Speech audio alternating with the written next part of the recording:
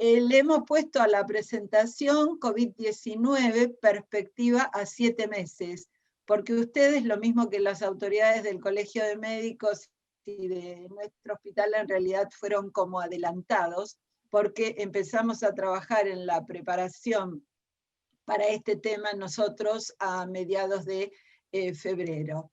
Por supuesto, no tenemos ningún conflicto de interés con el tema, y vamos a plantear cuál es el estado del conocimiento respecto a este nuevo coronavirus, el SARS-CoV-2 emergente, en la plataforma de GSITE, que es donde los distintos institutos de investigación virológica presentan los genomas de los virus aislados en los países o en la región. Había al día de ayer 174.753 genomas de SARS-CoV-2.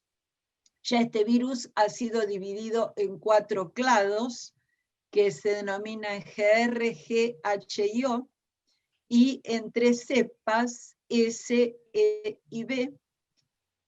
Se han producido mutaciones, tanto en aminoácidos como en los nucleótidos, y hay una mutación que es la D614G, que es el virus que está predominantemente circulando en nuestros países, en los países de América.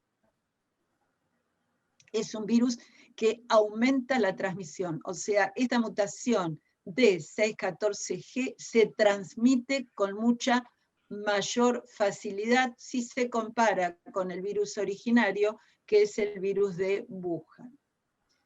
Y también lo que tenemos, que fue comunicado la semana pasada, es una mutación que se llama mutación A222B, que es la conocida como cepa 20A-E11, que es un clado GB, que es la que ha emergido en Europa y está produciendo esta segunda ola en Europa. Se desconoce, por eso los interrogantes todavía, qué impacto tienen estas mutaciones. Atención, son mutaciones en los nucleótidos de la espiga, que en esta imagen que está disponible en la plataforma GSITE, en una imagen tridimensional, los azules son los nucleóticos que se han modificado en la corona, en la espiga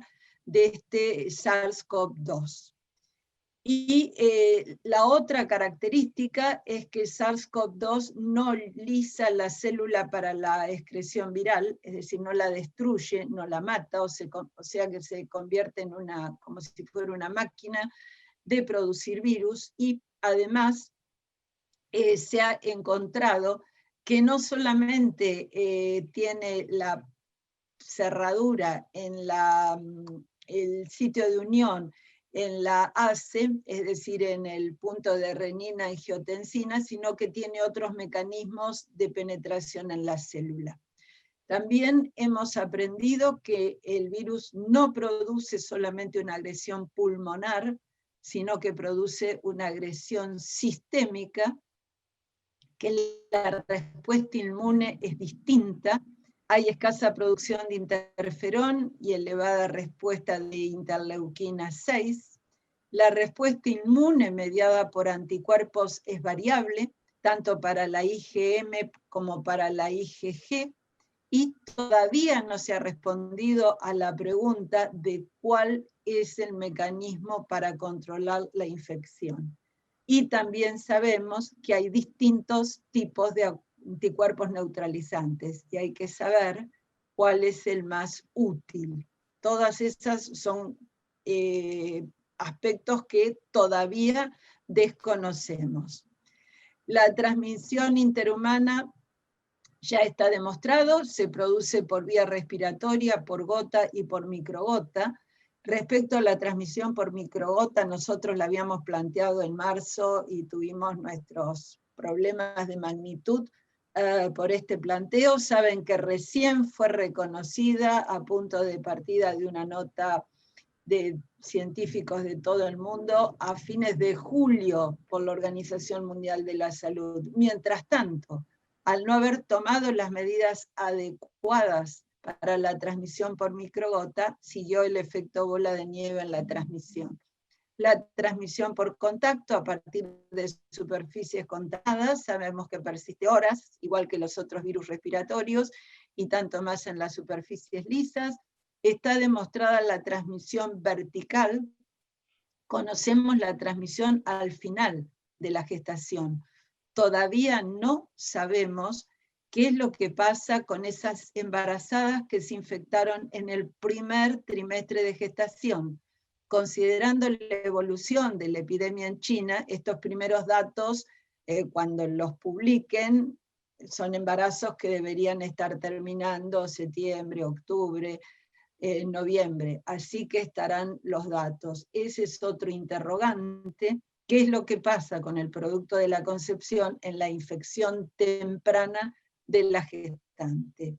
También se ha demostrado la vía transfusional, lo que pone en una situación crítica la posibilidad de hemodonación en los focos epidémicos importantes.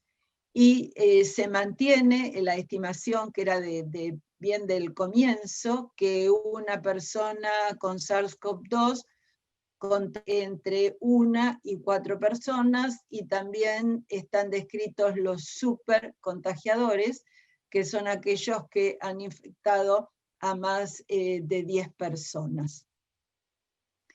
La pirámide original de impacto de la infección se mantiene, esto ya es conocido, muy bien conocido, no solo por los miembros del equipo de salud, sino también por la comunidad, por eso las conductas, que las infecciones asintomáticas o leves están representando el 70 al 80%, los graves alrededor de un 10, un 14%, y los que tienen evolución desfavorable, entre un 4 y un 6% era la estimación, hoy está entre un 2 y un 4%. O sea que se mantiene que la proporción de infectados con evolución grave que va a requerir asistencia en unidades de cuidados intensivos es el menor porcentaje hasta ahora.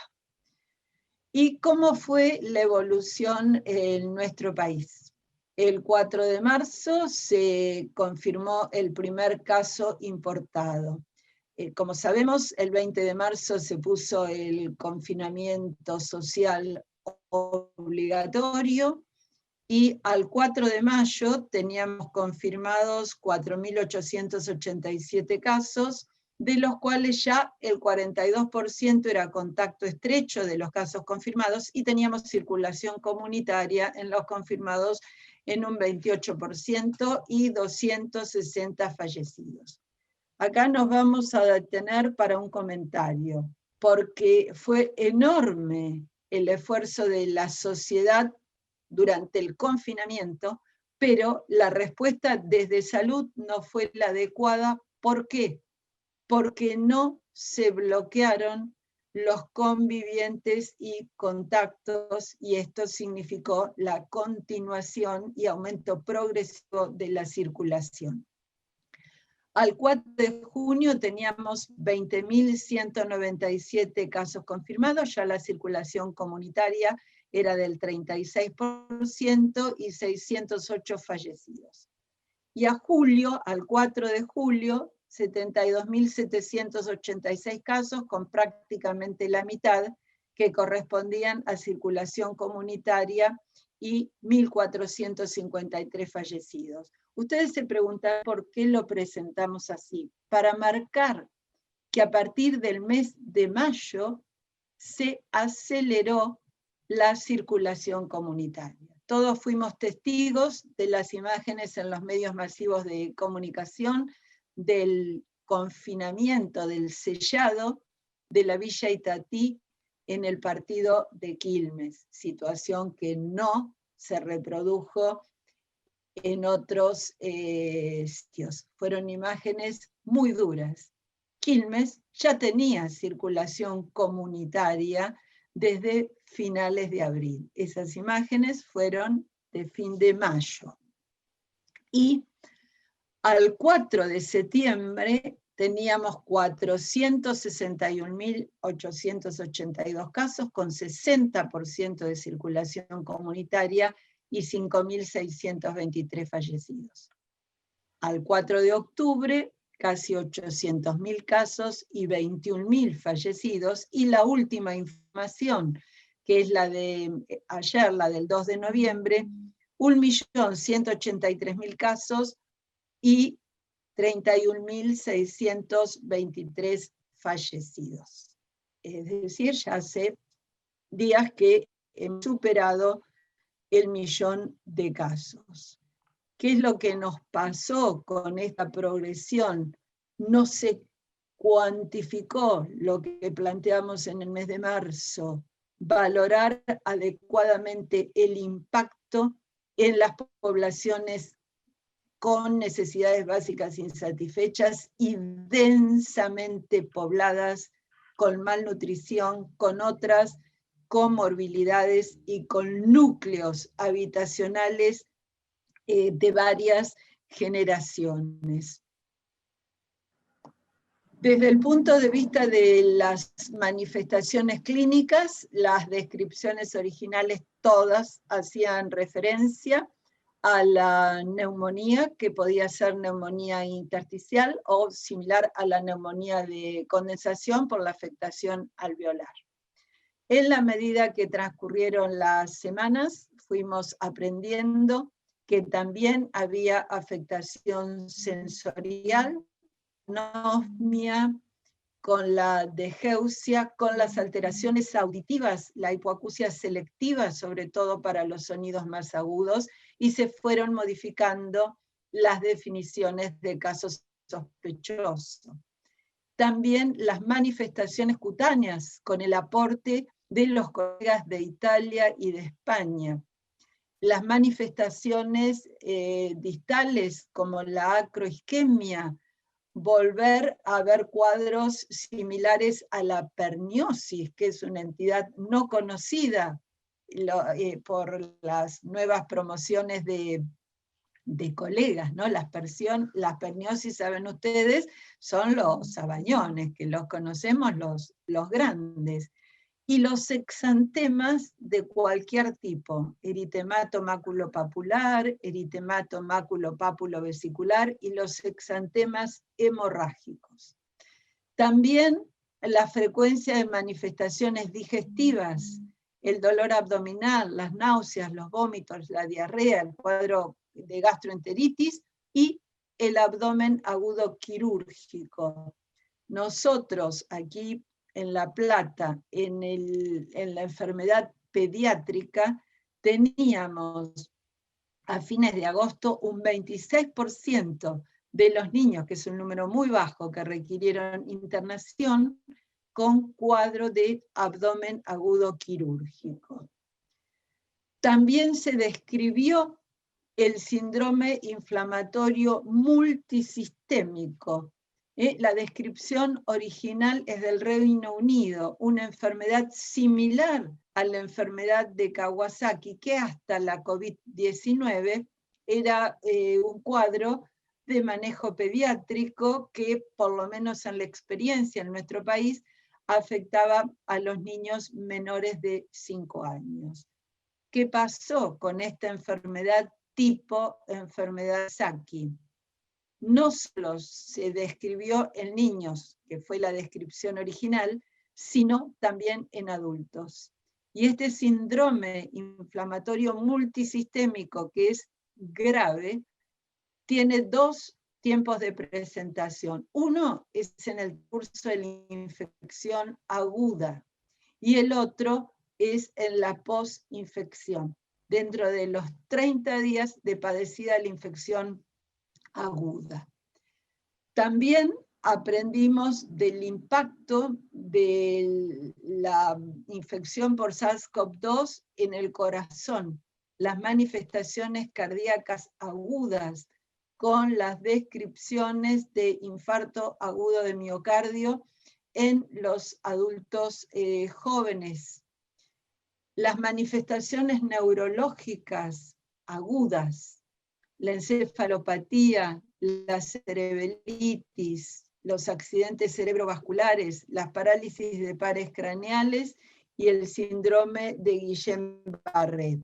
Y más recientemente, en los últimos meses, que aprendimos que también hay manifestaciones clínicas post-COVID, manifestaciones pulmonares, manifestaciones cardíacas y manifestaciones neurológicas, que se van comunicando los resultados. En el caso de las manifestaciones cardíacas, se ha cerrado la semana pasada el registro en nuestro país con más de 2.700 casos, o sea que a la brevedad vamos a disponer de datos propios. Y también las manifestaciones psicológicas y neurocognitivas.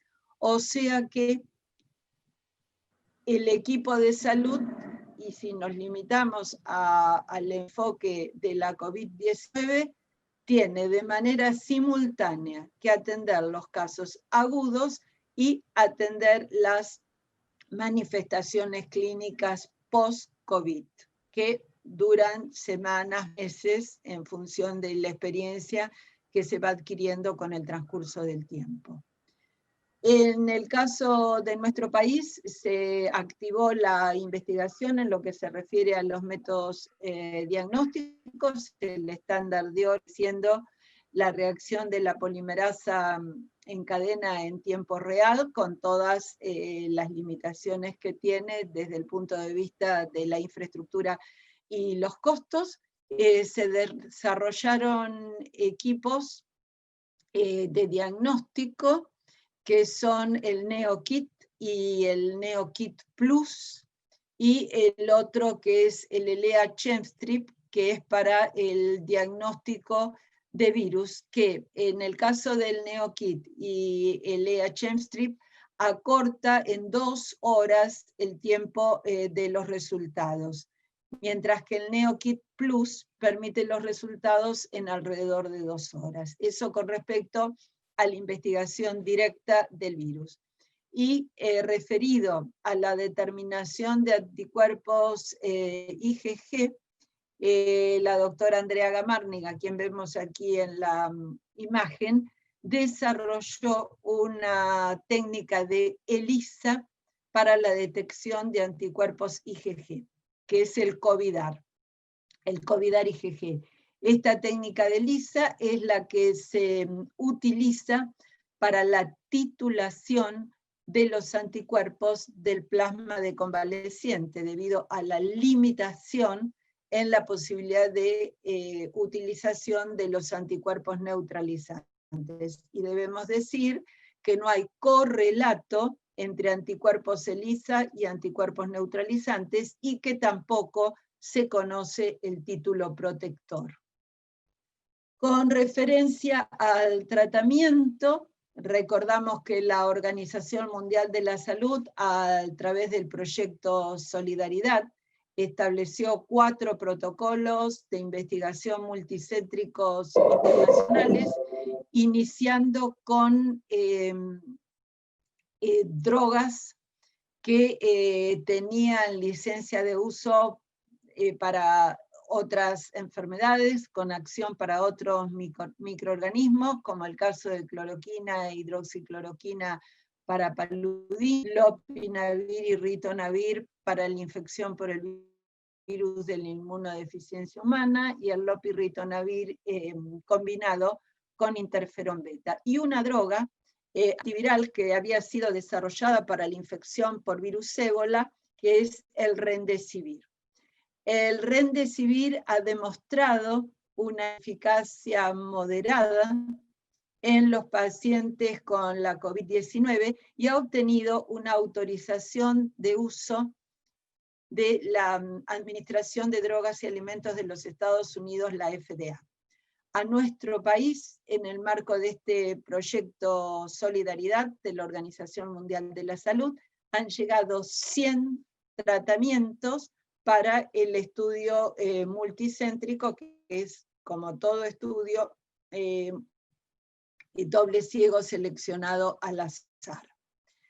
Hay en marcha numerosos protocolos de investigación multicéntricos con anticuerpos monoclonales, algunos anticuerpos ya conocidos y de uso por los colegas reumatólogos, como el tolizumab, antiparasitarios, la ivermectina, y el aerosol, el spray nasal, con la carregina.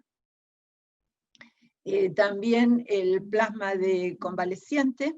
El plasma de convaleciente comenzó a ser utilizado ya en el mes de enero por los colegas chinos. Fue muy utilizado en Italia, y la descripción de los pacientes y algunos colegas italianos era que la administración del plasma de convaleciente tenía un efecto Lázaro. Esa era la descripción original. Continuaron los estudios, el mayor número de pacientes registrados y con seguimiento en el tratamiento con plasma son los datos de los Estados Unidos, en los cuales se demostró la seguridad del plasma de convaleciente, pero lamentablemente la eficacia es un tema controvertido. No tendría la eficacia que se esperaba.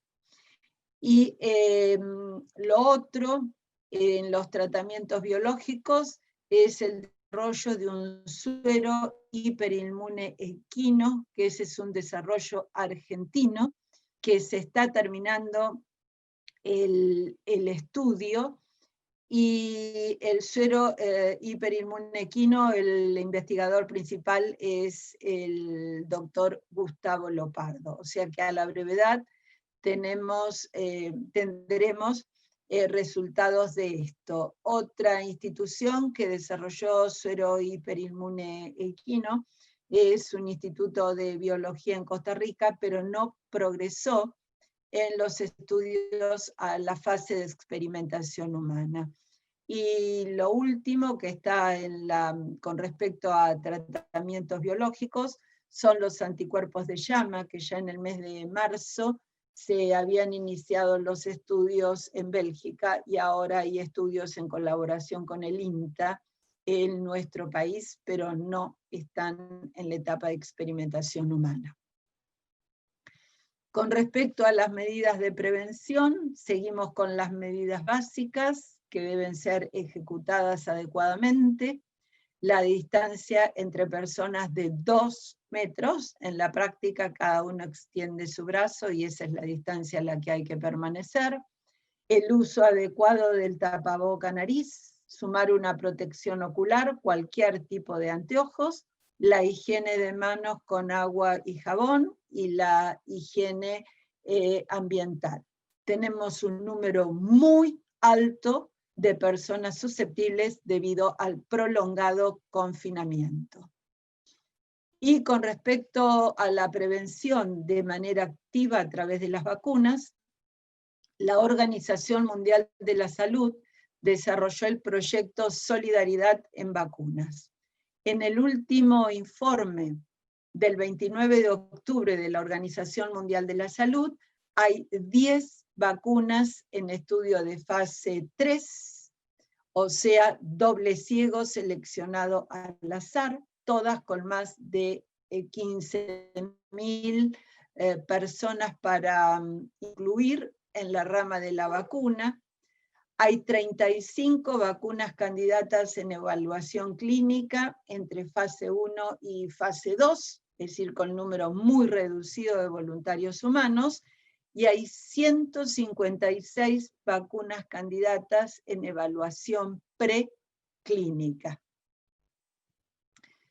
Y el desarrollo de vacunas en una situación de emergencia como es la pandemia, significa un desarrollo acelerado. En el diseño tradicional, lograr una vacuna lleva varios años.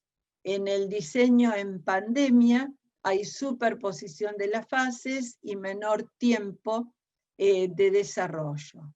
Se identifica la gente, se hace el desarrollo, se buscan los socios para emprender la producción y se realizan los estudios preclínicos.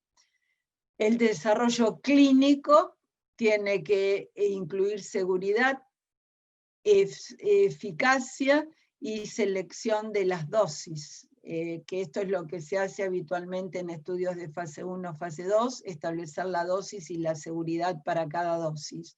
Y en simultáneo se inicia el desarrollo de la producción, la escalada de producción y la validación de proceso, para estar listos para la producción en gran escala. Si la vacuna candidata resulta segura, eficaz y es aprobada por la autoridad regulatoria. Los constituyentes de las vacunas, para la COVID-19 son vacunas con virus inactivado, vacunas con virus atenuados, vacunas proteicas, vacunas de subunidad viral, vacunas tipo partícula viral por nanotecnología, vacunas de vector viral, replicativas y no replicativas, y vacunas de ácidos nucleicos, que son vacunas de RNA o de DNA. Las dos últimas, es decir, vacunas de vector viral y vacunas de ácidos nucleicos, nunca han sido utilizadas masivamente. Los desafíos para el desarrollo de una vacuna es que sea una vacuna eficaz, segura, que la inmunidad dure por lo menos un año. Se aceptaría transitoriamente la magnitud de la pandemia, la duración de una inmunidad por 6 meses, pero lo mínimo es duración de la inmunidad de un año y que sea una vacuna de bajo costo. Se ha establecido el modelo de prioridad justa en el que 3 valores son relevantes: beneficiar a la población y limitar el daño, que incluye la prevención de muertes prematuras, el daño irreversible, la compensación; priorizar a la población más vulnerable, que en esto el consenso es universal. La población más vulnerable está constituida por los miembros del equipo de salud, y una igual preocupación y compromiso ético y moral. No discriminación de ningún tipo para los receptores de la vacuna. También el modelo de prioridad justa plantea 3 fases: reducir las muertes prematuras causadas directa o indirectamente por COVID, disminuir el daño económico y social y recuperar el funcionamiento pleno, interrumpiendo la circulación comunitaria del coronavirus emergente.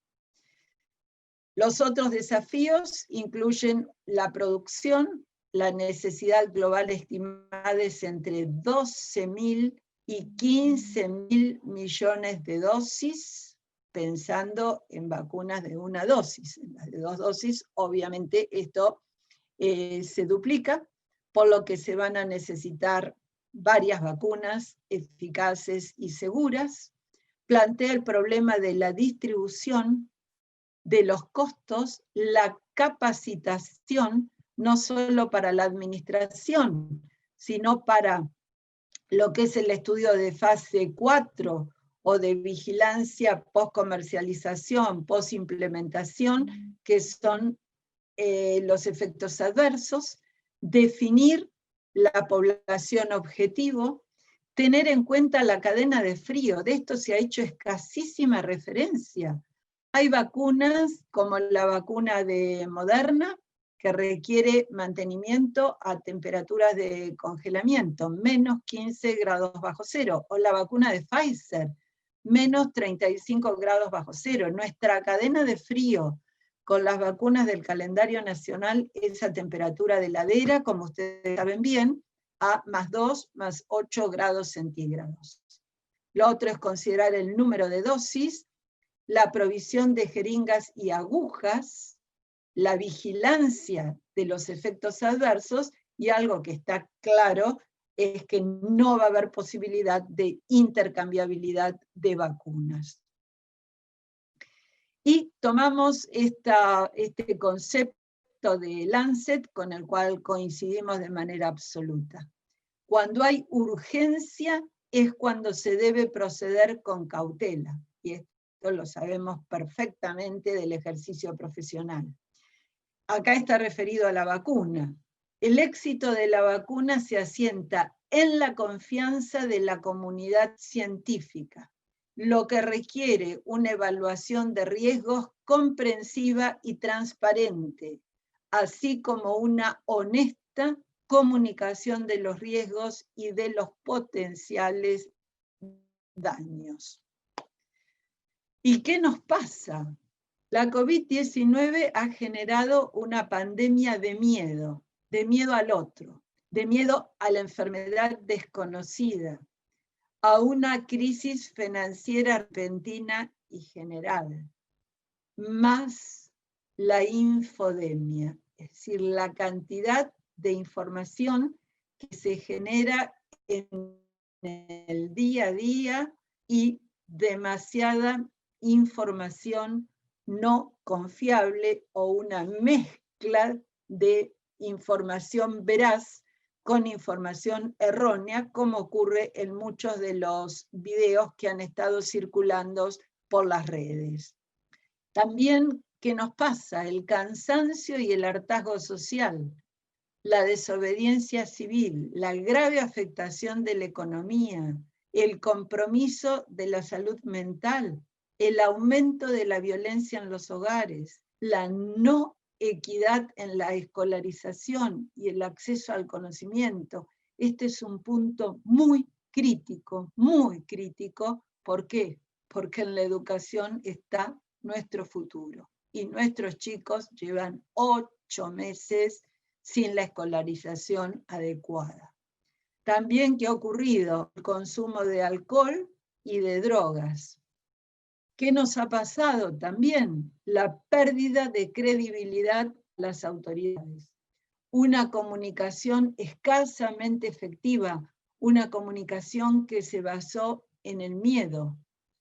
La reducción de la vacunación, la disminución de los controles de salud y el manejo de las enfermedades crónicas, transmisibles y no transmisibles. La pérdida de oportunidad para el diagnóstico temprano de las enfermedades y por lo tanto del tratamiento oportuno. La no adopción o el relajamiento de las medidas de prevención, tanto en lo individual como en lo social. El exceso de expectativas ante la posibilidad de disponer de una vacuna segura y eficaz. ¿Y qué es lo que necesitamos? Educación ciudadana, la autogestión del riesgo, o como llamaron los uruguayos, la libertad responsable. Necesitamos una comunicación creativa y segmentada por grupo de edad, una comunicación positiva con un mensaje de esperanza en el horizonte. El concepto que hay que incorporar, que el virus está entre nosotros, el virus está circulando, debo cuidarme, debo cuidar a mi familia, y cuidándome y cuidando a mi familia, cuido a mi comunidad. La pandemia la hacemos nosotros, circulando sin las medidas de prevención. Y también, ¿qué necesitamos?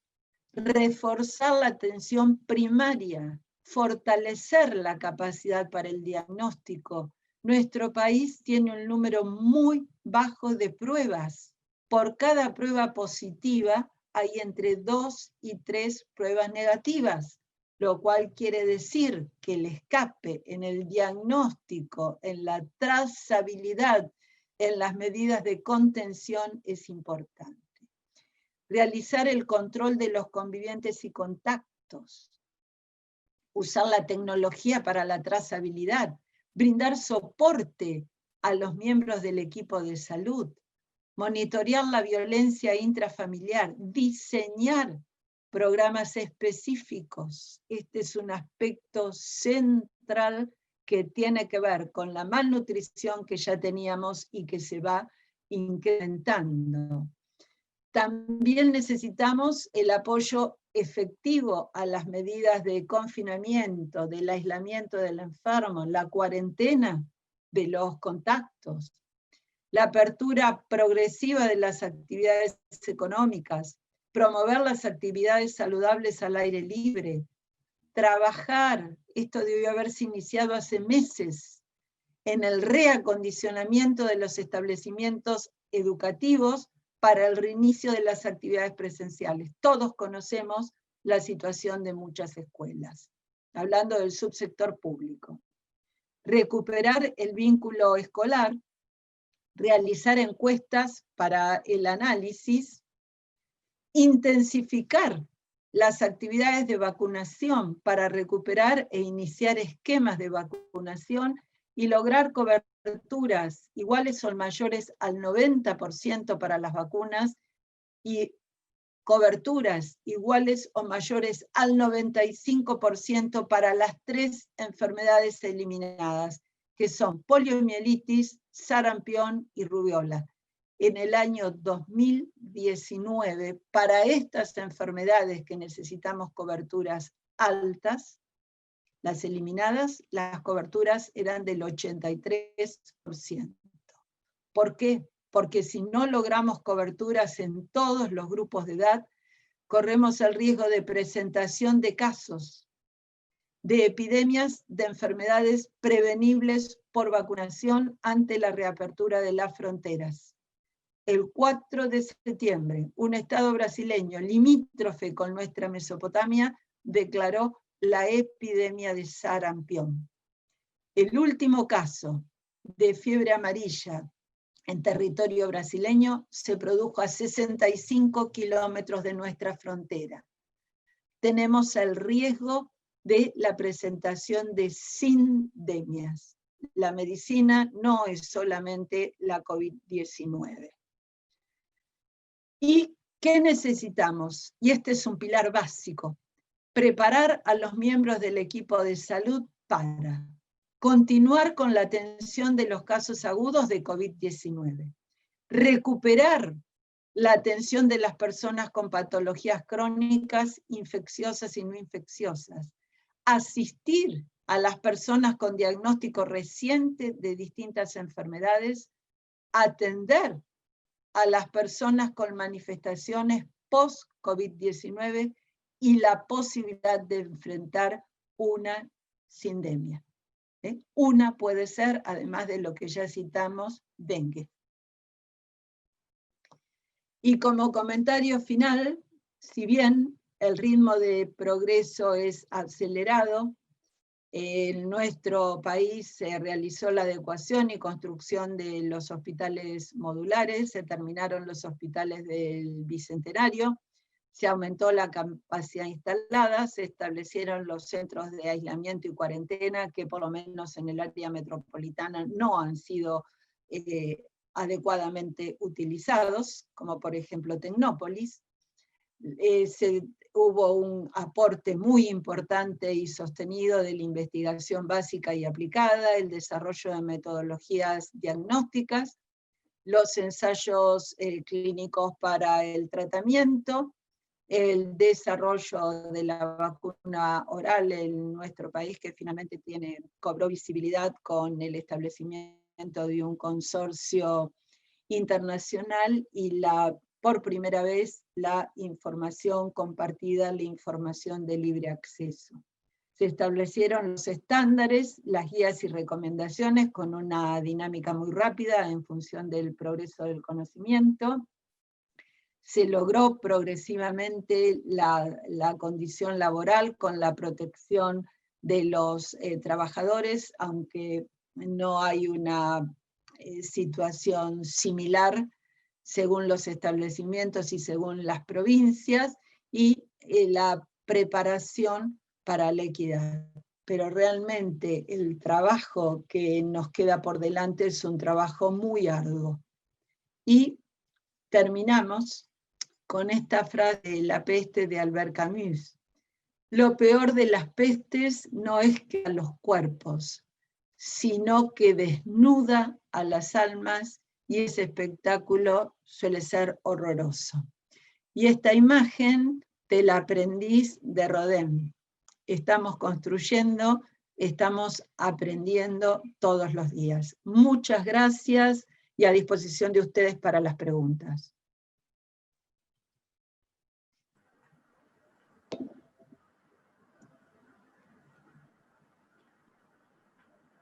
Bueno, doctora, yo tengo 4 preguntas. Adelante. ¿Cómo? La primera es, he escuchado de algunas personas que se han hecho test rápidos, inclusive en 2 o 3 oportunidades siempre les dio negativo y después cuando se hicieron la PCR les dio positivo. Entonces la primera pregunta es, ¿cuál es la confiabilidad de estos test? La segunda es, usted Perdón. Contesto. Bueno. Las pruebas rápidas, así nos ordenamos. Las pruebas rápidas, hay pruebas rápidas que son recientes para la detección de antígenos virales, que son antígenos de la espiga de la corona del virus. Esas pruebas rápidas, que serían rápidas por investigación de antígeno viral, tienen una sensibilidad del 92-93%, comparado con el 99% de la reacción de la polimerasa en cadena. Por ejemplo, nosotros trabajando con secretarios de salud de municipios del interior que tenían posibilidad de adquirir el método rápido de diagnóstico de antígeno, porque esto simplifica, porque en 20 minutos tienen el resultado, no se está dependiendo del equipamiento con el ciclador para la PCR o de estar derivando la muestra y esperar el resultado. O sea que al municipio que puede le simplifica enormemente, le dijimos, sintomático, haga el método rápido. El sintomático que les da negativo el método rápido de investigación de antígenos, páselo a PCR. O sea que reducen muchísimo el número. Y con ese pase de los negativos sintomáticos a PCR, llegan, se cumple perfectamente lo que es conocido y que está en el prospecto del equipo con respecto a la sensibilidad. Eso por un lado. Hay pruebas rápidas de anticuerpos, IgG e IgM, que es compunción de sangre capilar. Estos métodos fueron los que utilizaron en las terminales ferroviarias, los que se utilizaron en barrios, los que usa el gobierno de la Ciudad Autónoma de Buenos Aires, que una vez por semana estudia a todo el personal de cada uno de sus establecimientos de salud. Estas pruebas tienen baja sensibilidad, hay escape, pero entre nada y algo se utiliza. Las pruebas, la mejor prueba de detección de anticuerpos no es la rápida, es la técnica desarrollada por Gamarni, que es la determinación de IgG por ELISA, el COVIDAR IgG. Así que eso con respecto a las pruebas rápidas. La otra pregunta, no sé si la persona que la hizo, el colega, quedó satisfecho con la respuesta. No, son todas mías, así que estoy satisfecho. Bueno, voy aprobando. ¿Cuál es la otra? La segunda pregunta es, usted mencionó que hace falta una producción mundial de 15.000 millones de vacunas, que sería más o menos duplicar la población mundial. y que una vacuna confiable como mínimo debería durar 6 meses o indicar un año. ¿Por qué esa cantidad? En función de la población mundial, pensando en la vacunación de toda la población, ese cálculo no es mío, son los cálculos que están publicados. Hay un consorcio que se llama COVAX, que es la Organización Mundial de la Salud, con la Fundación Bill y Melinda, todas distintas instituciones que trabajan en vacunas, y esa es la estimación que han hecho. Muy bien, la tercera pregunta es, se habló de que una vez que esté disponible la vacuna, va a empezar a haber grupos de prioridad y el primero son los agentes de salud. ¿Tiene alguna estimación de cuándo va a estar disponible esta primera vacuna?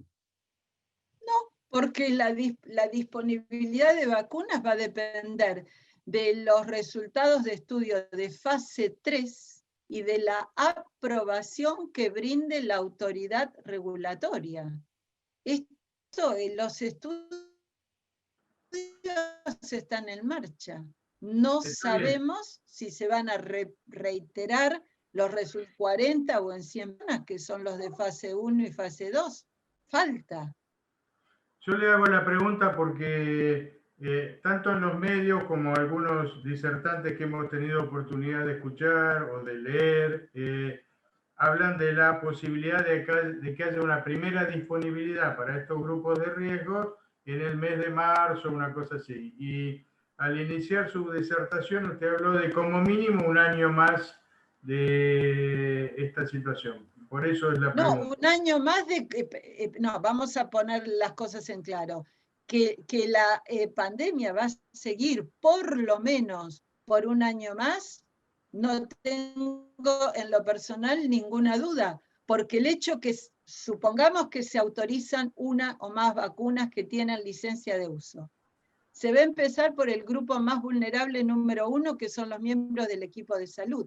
Esa vacunación no tiene impacto en la comunidad, sino que va a ser la protección del vacunado con la eficacia que tenga la vacuna. Ojo, porque todas las vacunas que se han licenciado, excepto 2, que son la vacuna BCG y el componente pertussis, antitos convulsa, son vacunas que tienen una eficacia protectora del 90%.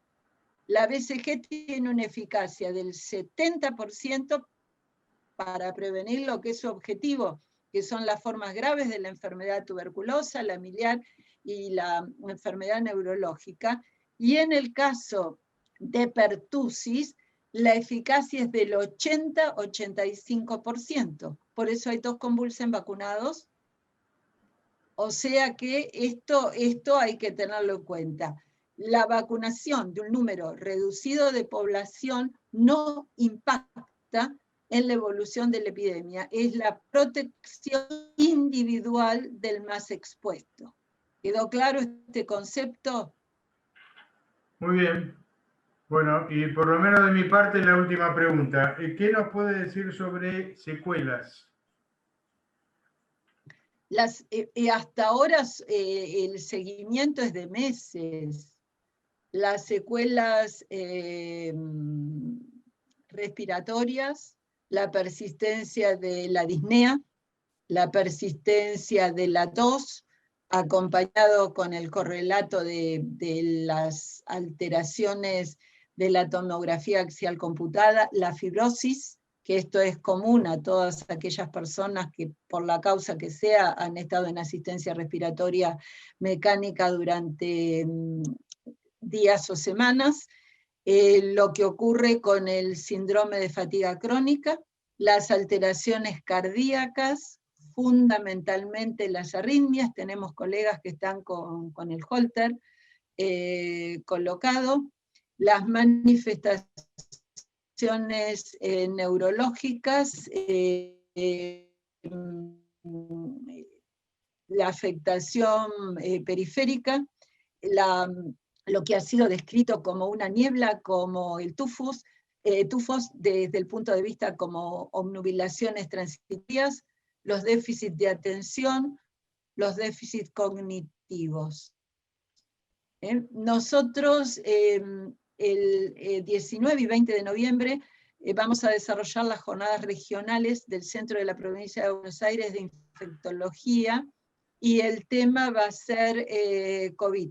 Y el día 20 van a ser las manifestaciones por post-COVID. Así que con todo gusto, por supuesto va a ser virtual, con todo gusto les hago llegar el programa y la convocatoria para que tengan de primera mano los datos. En el caso de las manifestaciones respiratorias van a estar a cargo del doctor Andrés Echazarreta. En el caso de las manifestaciones cardíacas, el doctor Maidana, las neurológicas, el doctor Cesarini, y las psiquiátricas, el doctor Sarasola. O sea que en eso también nosotros aprendemos, porque ya hace más de 2 meses le planteamos a las autoridades que en todos los establecimientos de salud hay que desarrollar un área de post-COVID, de modo que la persona concurra, sea recibido por un clínico, el mejor clínico, realice la evaluación y en la misma consulta se haga la derivación y evaluación a los especialistas. Esto hay que establecerlo, porque es la realidad que vamos enfrentando. Muchas gracias, doctora. Doctor Aizpurúa.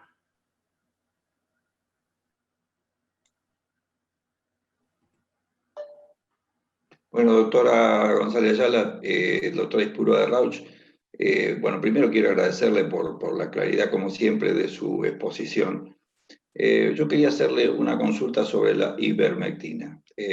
Hay grupos que han estado estudiando, están estudiando el uso de la ivermectina como tratamiento, pero se está dando el caso, y aparentemente en muchos lugares, que se está implementando la ivermectina como profilaxis o preventivamente. Sobre todo se le está dando a agentes de grupo de salud. Y esto obviamente se replica, y la gente en general, si sabe que los médicos lo están tomando, que los enfermeros lo están tomando, masivamente en muchos lugares, la práctica de la compra de ivermectina en forma personal y tomándola con todo lo que esto implica. Me gustaría conocer su criterio Bueno, o qué es lo que es el tema. gracias, doctor. Con respecto a la ivermectina, todos sabemos bien que el rango entre la dosis terapéutica y la dosis tóxica es mínimo. Están haciendo los estudios, hubo estudios no autorizados, hay juicios en marcha. Esto ha influido muchísimo el exitismo por los medios masivos de comunicación. Está el informe de los farmacéuticos que aumentó el 100% la venta de ivermectina. Esto es no racional. No racional. Para saber si la ivermectina sirve o no sirve, sea como tratamiento o sea como profilaxis, hay que hacer un estudio doble ciego seleccionado al azar, en igualdad de condiciones, tanto para el paciente como para el personal expuesto. Así que esto es al uso argentino. Lamentablemente otra cosa no puedo aportar. Gracias, doctora. Doctor Elif. Bueno, gracias, doctora González Ayala. Siempre es muy lindo escucharla. Le quiero hacer 2 preguntas. Una con respecto al uso de plasma. La observación es que los estudios que se han hecho con plasma han sido en pacientes con estadios avanzados de la enfermedad, en pacientes graves. El estudio PLACID, que es el último que se publicó con una serie importante de pacientes, y el estudio del Hospital Italiano acá en la Argentina también. Pero bueno, ellos no han sido alumnos de la doctora González Ayala, y yo sí, entonces me permito discernir y pensar en lo siguiente: si pudiésemos utilizar el plasma en pacientes en la fase viral y no en la fase inflamatoria, ¿cree usted que podría ser mucho más útil? Mire, esto nosotros lo planteamos a las autoridades provinciales, logramos y trabajamos en el desarrollo de un protocolo para el uso de plasma convaleciente en pediatría, y en función de lo que aprendimos trabajando con Julio Maistegui, con Delia Enría, en el tratamiento de la fiebre hemorrágica argentina, en lo personal no tengo ninguna duda que tiene que ser una administración temprana. Y cuando digo temprana, ¿cuándo? En la evolución de la enfermedad hay un periodo bisagra donde hace el clic, que es entre el día 5 y el día 7 del comienzo de los síntomas. En ese periodo, ¿qué tenemos? Manifestaciones clínicas, como es la disminución de la saturación de oxígeno con aire ambiental. Podemos tener otras manifestaciones, como la presentación de diarrea, las manifestaciones abdominales, pero siempre hay un dato clínico. Y ese sería el momento, la oportunidad de administrar el plasma. Es decir, antes que la enfermedad progrese. Administrar el plasma a un paciente que ya está en asistencia respiratoria mecánica o que lleva días en asistencia respiratoria mecánica, el daño está establecido.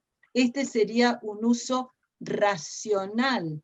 Lo que pasa que cuando trascendió el uso de plasma y este supuesto efecto Lázaro, ¿no es cierto?, de una mejoría, como Lázaro, levántate y anda, ¿no es cierto?, de una mejoría espectacular, hasta hubo, y hay, órdenes judiciales por las cuales se ordena la administración de plasma a un paciente, pero reitero, el periodo oportuno sería ahí en ese día 5, 6, 7 de evolución, que ahí o evoluciona a la mejoría o evoluciona al agravamiento. Ahí, dicho en lenguaje campero, es cara o seca.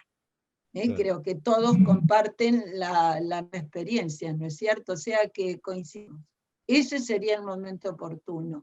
Y lo otro que necesitamos es, porque transfunde plasma con distintos títulos de anticuerpos, que son anticuerpos ELISA, va a haber que establecer cuál es la dosis, porque se está administrando volumen de dosis, se están administrando 200 mililitros. Es distinto, no están establecidas, como en el caso de fiebre hemorrágica argentina, las unidades terapéuticas, o sea que falta mucho desarrollo de investigación en lo que tiene que ver con el plasma, ¿no? No sé si te respondí. Totalmente, porque me da un poco de envión en lo que estamos haciendo en Roque Pérez, que es una ciudad muy pequeña, de 15.000, 14.000 habitantes. Hicimos un score con la ecografía pulmonar al positivo del paciente. Cuando el paciente recibe el positivo, se lo cita al otro día y le hacemos una ecografía pulmonar a todos los positivos. Los positivos que reúnen ciertas características que predicen gravedad, los pasamos a la línea plasma, y estamos teniendo mucho mejores resultados que cuando utilizamos el plasma en forma tardía. Es una serie muy chica de pacientes, pero creo que ese es el camino. Pero no importa, esto sería importante que lo fueran comunicando, además de esta metodología de trabajo de usar la ecografía, porque la ecografía es lo que tiene más bajo costo, inocuidad para el paciente, y pueden tener resultados. Y realmente la ultrasonografía no está jerarquizada para el compromiso parenquimatoso pulmonar, sí para pleura, pero no para el compromiso parenquimatoso pulmonar, y pueden hacer descripciones realmente muy valiosas, tanto en adultos como en pediatría. Así que muy buena iniciativa, muy buena, lo felicito. Y la segunda inquietud que tenía era reinfección o falta de negativización. Porque hemos visto en esta serie chica de pacientes, de 300 pacientes, 3 pacientes que, bueno, como no tenemos al alta, ¿no es cierto?, un hisopado, a los 45 días presentan otro cuadro muy florido de COVID, y los rehisopamos y nos han dado positivo. Entonces, no sabemos si son esos pacientes que no han desarrollado inmunidad o realmente no han sido negativos. Quería saber cuál era su visión. Bueno, eso es un bache, un hueco en el conocimiento, porque lo que está aceptado en la definición de la Organización Mundial de la Salud y la Organización Panamericana de la Salud es que hablamos de reinfección después de los 90 días. Eso está clarito. Después de los 90 días, había hasta la semana pasada 23 casos publicados, que lo óptimo es tener la muestra del primer positivo y la muestra del segundo positivo después de los 90 días y hacer el análisis de esos virus para identificar que efectivamente son virus distintos. Eso en nuestra realidad, uno de los lugares en el caso del diagnóstico en la provincia de Buenos Aires que conserva las cepas congeladas, las pruebas, las muestras respiratorias positivas congeladas, son los diagnósticos que se hicieron en el Laboratorio de Virología de la Facultad de Ciencias Exactas de la Universidad Nacional de La Plata. Los otros lugares no, hay más de 11.000 muestras conservadas, los otros lugares no, la muestra conservada. En las descripciones ya de enero, febrero, tanto de China como de los países europeos que seguían haciendo las muestras de secreción respiratoria por técnica de PCR, encontraron persistencia por PCR del virus hasta los 61 días. Entonces, al no tener ese seguimiento no sabemos. Lo que sí sabemos es que cuando el CT, es decir, los ciclos que hace el equipo hasta detectar la presencia del RNA, es igual o mayor a 31, o sea, a mayor cantidad de ciclos, cuando busca más el RNA, un valor de CT igual o mayor a 31, el virus ya no es cultivable y por lo tanto esa persona no contagia. Son restos. Estos fueron estudios hechos en los Estados Unidos. Entonces nosotros tenemos la limitación del seguimiento, porque estamos dando el alta por clínica, cumplidos los días, y realmente no sabemos lo que pasa. Esto nos vamos a tener que guiar si no hay posibilidad de un estudio local, que esto tiene sus costos, obviamente, de seguir lo que pase en la bibliografía. Una preguntita más, Guillermo, ¿puede ser? Una, porque no la quiero dejar ir. ¿Cómo se comporta la inmunidad en aquellos pacientes? ¿Cómo se comporta la inmunidad en aquellos pacientes que han recibido plasma? ¿Es igual a los que no han recibido o debería haber un comportamiento diferente en la respuesta? Y teóricamente bloquearía la respuesta y esta sería más tardía. Lo que pasa que es muy irregular la respuesta, tanto de IgM como de IgG, presencia, ausencia y el valor de los títulos en el caso de IgG.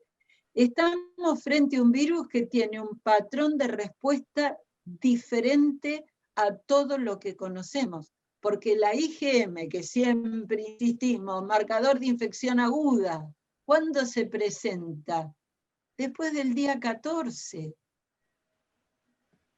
Y la IgG, día 14, día 21, en aquellos que tienen respuesta, porque están los que habrá algún otro tipo de respuesta, por eso planteábamos, es una infección de la cual no se conoce la respuesta inmune. Así que ahí estamos bastante solitos. Muy bien. Doctor Molinari, después cierra la doctora Schiavina.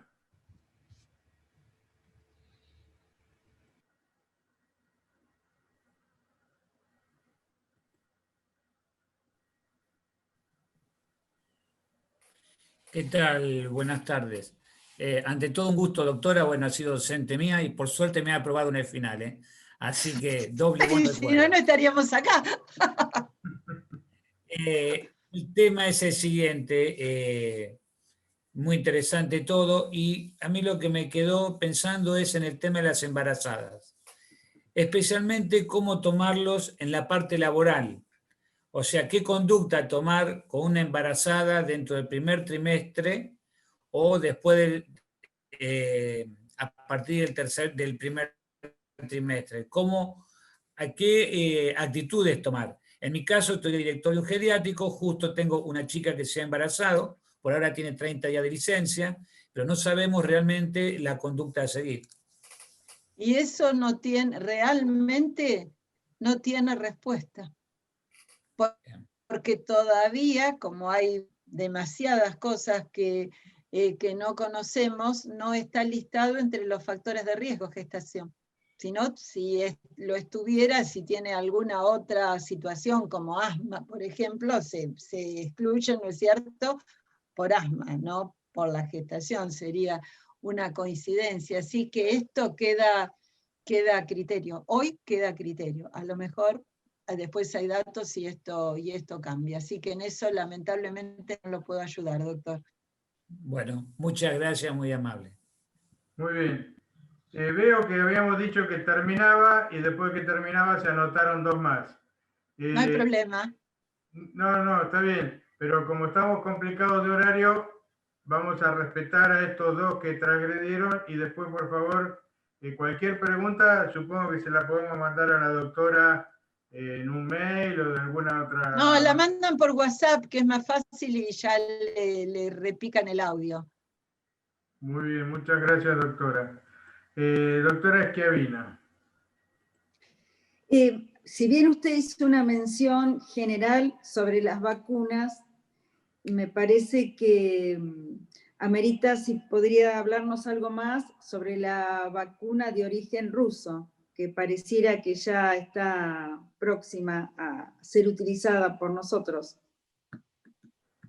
Qué preguntita, ¿eh? Es la pregunta que viene desde ayer, es un bombardeo de colegas y de los medios. Primero, decir que estoy absolutamente sorprendida. Primer concepto. Segundo, es una vacuna que dijimos, empezó el estudio de fase 3 a mediados de septiembre. Por lo tanto, si a diciembre, como dicen, ¿cuántos meses de uso lleva en fase 3? 3. Por lo tanto, el uso obligatorio no resiste análisis. No resiste análisis, porque al mes de septiembre de una vacuna que tiene 2 dosis, no puede haber resultados en un número suficiente. Y esta vacuna, fase 1 y fase 2, les reitero que no se hizo doble ciego seleccionado al azar. Y lo otro, de ninguna manera una vacuna experimental se puede administrar de manera obligatoria, porque esto viola nuestras normas, viola todas las convenciones internacionales, la Declaración de Helsinki, las normas SIOMS, las buenas prácticas clínicas, las pautas de la OMS y la OPS y nuestra Constitución Nacional que adhiere a los tratados internacionales. O sea que si la vacuna llega y se quiere usar en diciembre, tienen que desarrollar el protocolo de estudio de fase 3, que lo apruebe la autoridad regulatoria que es la ANMAT, y que se vacune quien voluntariamente quiera participar de un estudio de fase 3. En lo personal y responsablemente no veo otro camino y me preocupa muchísimo, muchísimo los anuncios y, por ejemplo, el planteo que han hecho funcionarios del Ministerio de la provincia, diciendo así, se van a incorporar más de 2.000 vacunadores. Entonces pregunto, ¿qué vacunadores? ¿De dónde proceden? ¿Quién los capacita? ¿Cuál es la experiencia en terreno? El vacunador es un recurso crítico.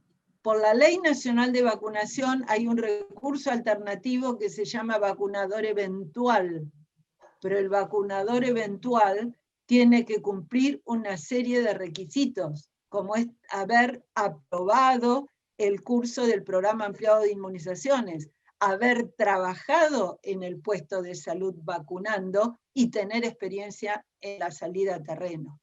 Entonces, les estoy citando cosas básicas, cosas básicas.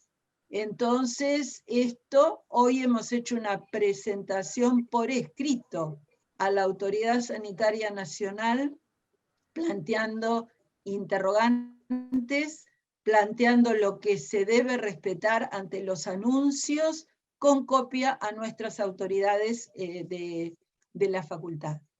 Pero hoy no hay otra alternativa con esa vacuna que sea como la vacuna de Pfizer, como la vacuna de Janssen, que se inicie un estudio de fase 3.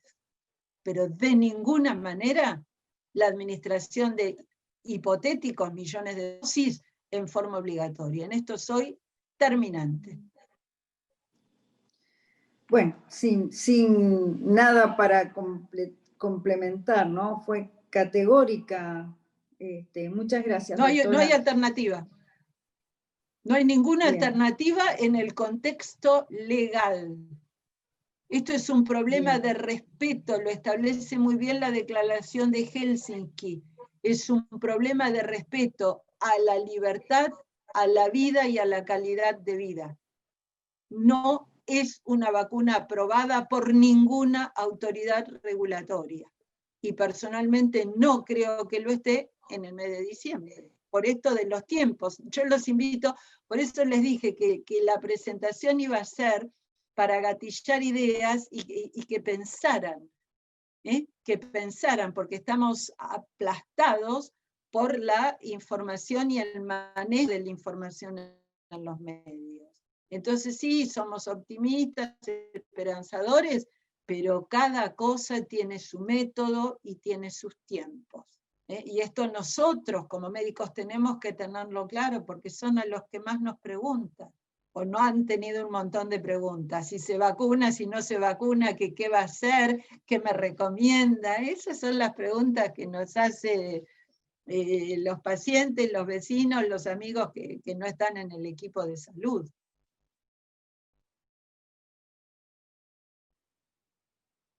¿Quedaba alguien más? Sí. Doctor Prieto. ¿Quién es el ¿Se doctor escucha? Sí. Prieto de Maipú, que no lo veo? No, de la Prida, doctora. De la Prida. ¿Qué tal?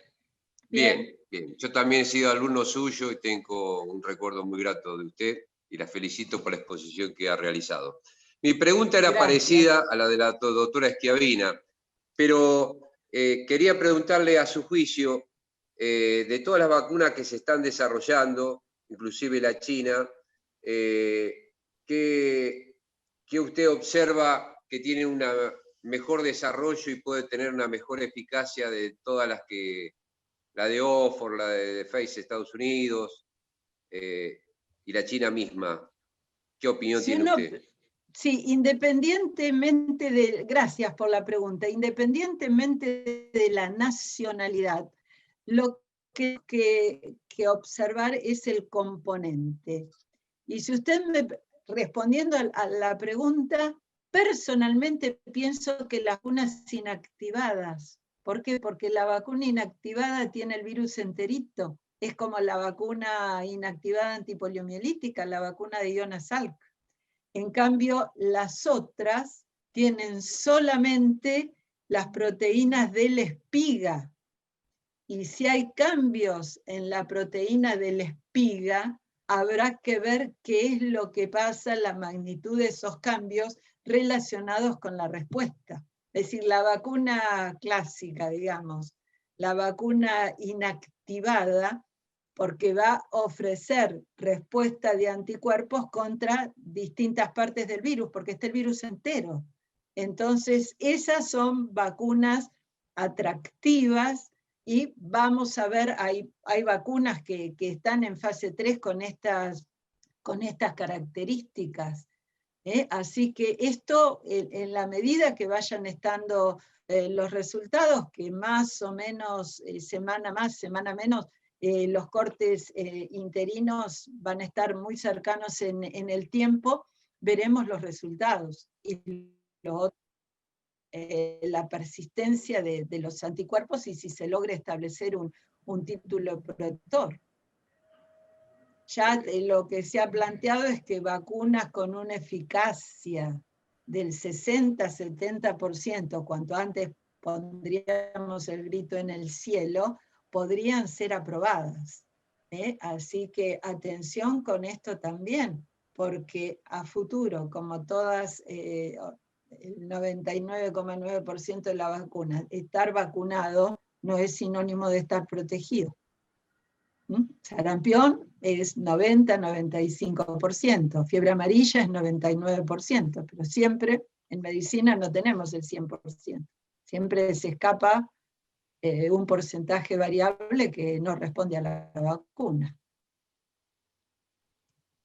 Bien. Bueno, muy bien, doctora. Gracias. Tenemos el último, que es el doctor Daniel Domato. Yo quería no dejar pasar la oportunidad de agradecer a la doctora, y como fue tan clara en su exposición, quería hacerle exactamente la misma pregunta que hizo la doctora Schiavina, así que Verónica me ganó de mano.